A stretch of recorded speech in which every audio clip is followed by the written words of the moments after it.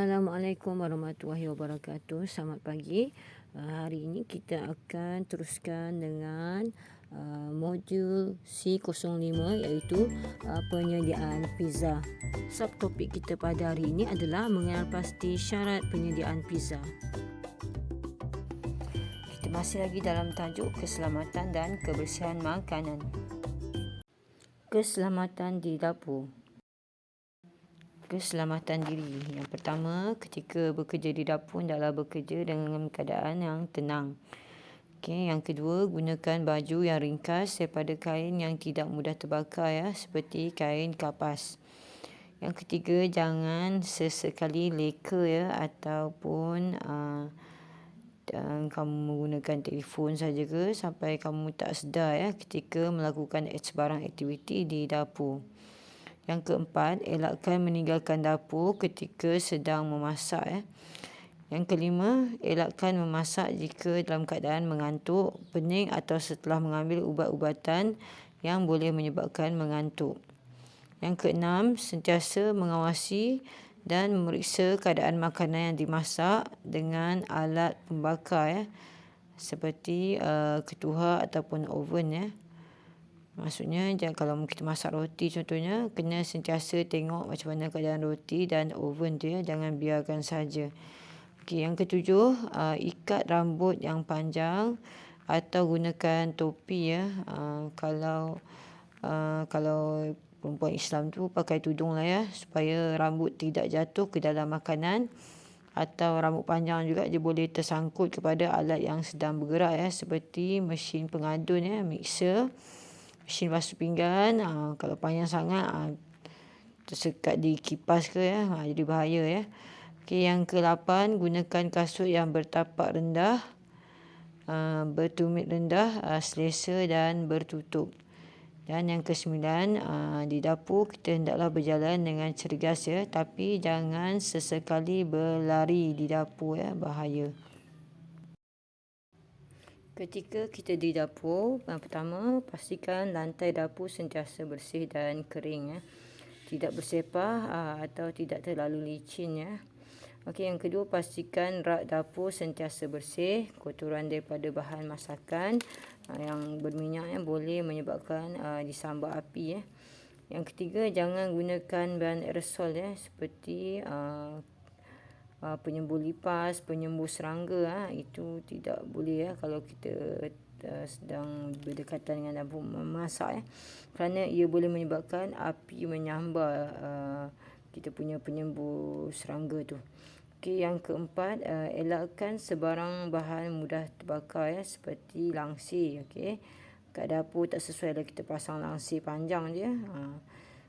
Ataupun kamu letakkan tuala pembersih dekat dengan dapur masak tu, sangkut-sangkut dekat tepi, katakan kita punya dapur tu tepi tingkap kamu letak tuala tu sangkut-sangkut di tingkap tu.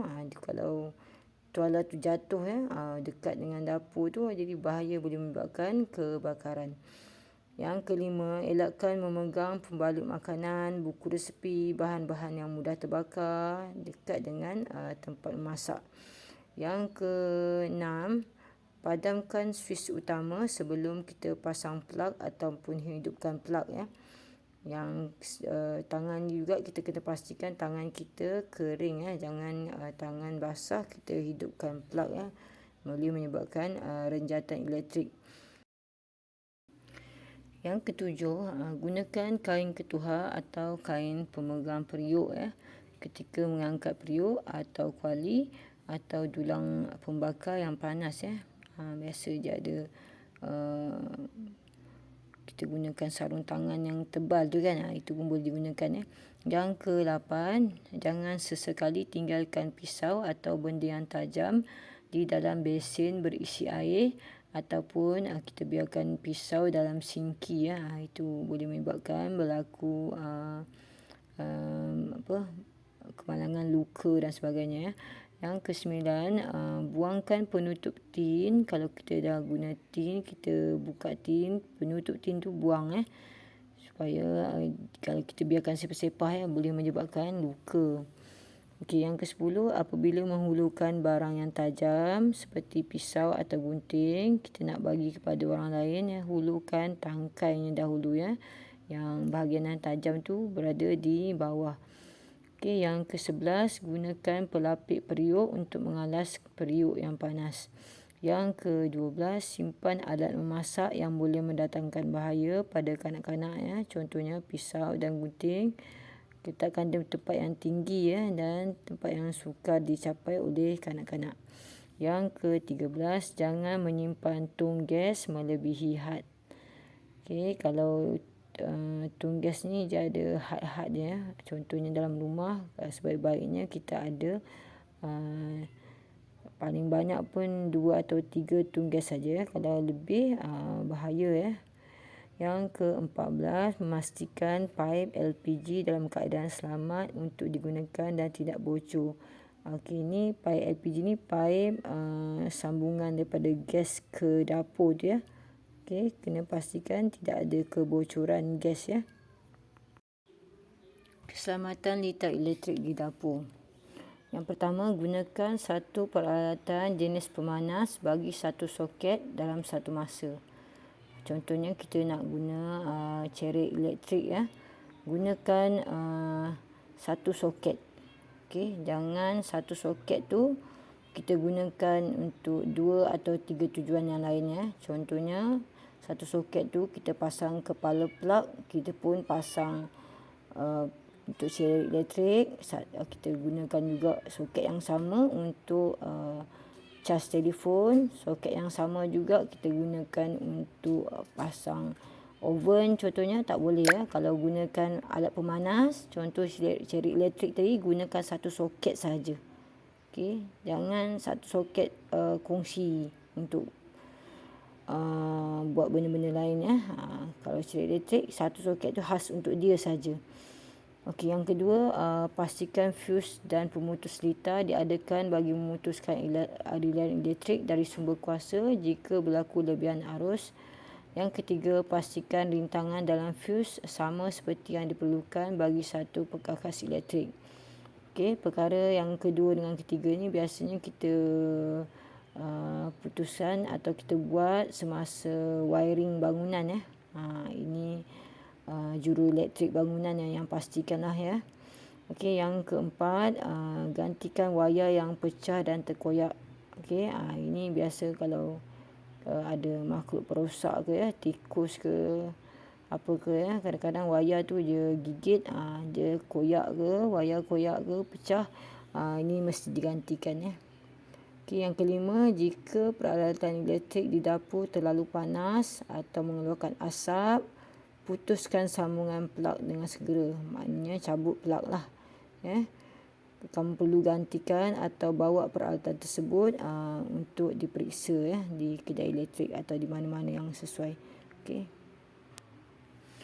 Memadam kebakaran di dapur. Okey, yang pertama, bagaimana memadamkan kebakaran akibat minyak.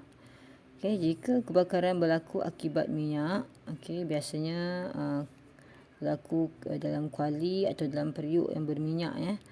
Okey, yang pertama, padamkan api dapur.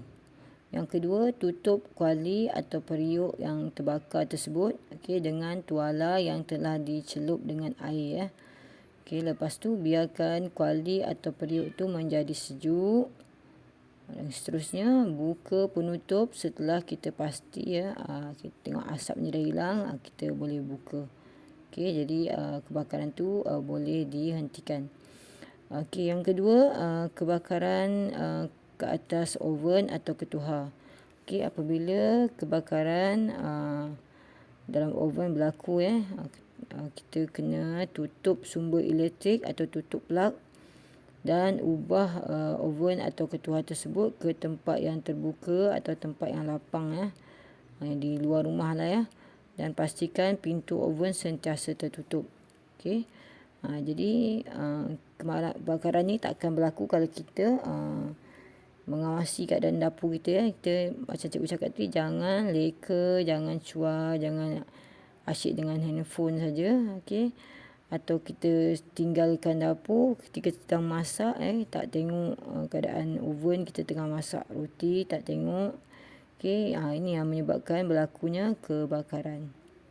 Kesimpulannya, pada hari ini kita telah pun belajar yang pertama, keselamatan di dapur, yang kedua, keselamatan di tad elektrik, dan yang ketiga, bagaimana memadamkan kebakaran yang berlaku di dapur. Cara memadamkan kebakaran itu adalah tindakan segera yang kita boleh buat kalau berlaku kebakaran kecil-kecilan ya. Kalau dah dapur kita terbakar lebih daripada tu, kebakaran lebih besar, kita hendaklah panggil bomba. Sekian untuk kali ini. Kita jumpa lagi di kelas akan datang. Bye.